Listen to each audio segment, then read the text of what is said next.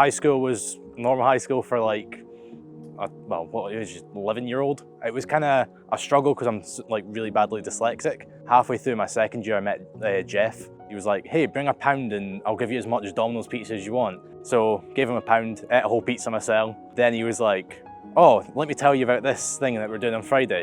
It was literally just going to Jeff's house, playing board games. That was kind of the first time there was an adult that asked me if I wanted to do something, to tell me I was going to do something. It felt like it was a home away from home, and it was a place where I could go and be myself instead of kind of trying to act cool. After about a year of that, we decided that we'd meet more often and talk about kind of life instead.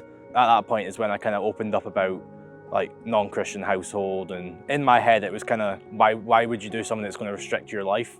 It was probably about 2 years later, and we had a new area director called Clay, and I got an invite to a day camp.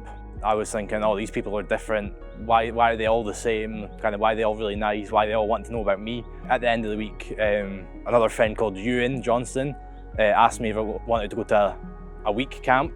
Off I went a week later. And I think that's kind of where I realized that there was something different that I didn't have. Every other adult I met that week was so nice, so different, wasn't like any other adult I'd kind of had interactions with. At that point, I was like, right, I need to find out why these people are different. Every night at club, there was a talk about the gospel. Didn't really pay attention, didn't realize that's why they're different. It was on the sin night that something just clicked in my head, and it was God died for me. We went out, 20-minute silence, and I was sitting and I was kind of looking at the ground, looking at slugs. And then halfway through it, there was something that drew me back to thinking about what was spoke about that night.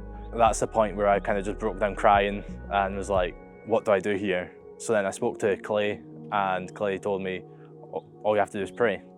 So we prayed together, and I've never looked back since. I lost 3 of my grandparents, and within the space of like, I think it was a year, my enthusiasm for everything just was gone, and I didn't really know what to do.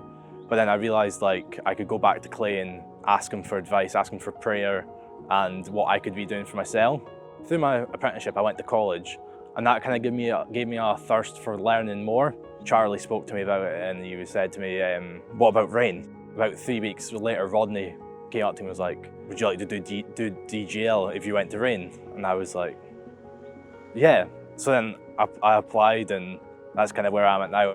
Learning something not completely new, because I've volunteered with Young Life, so I kind of know what youth ministry is, but something that's going to challenge me in the sense of going out and actually doing something that I haven't done in a setting that I'm not comfortable in. I think that is I'm going to enjoy quite a lot about it.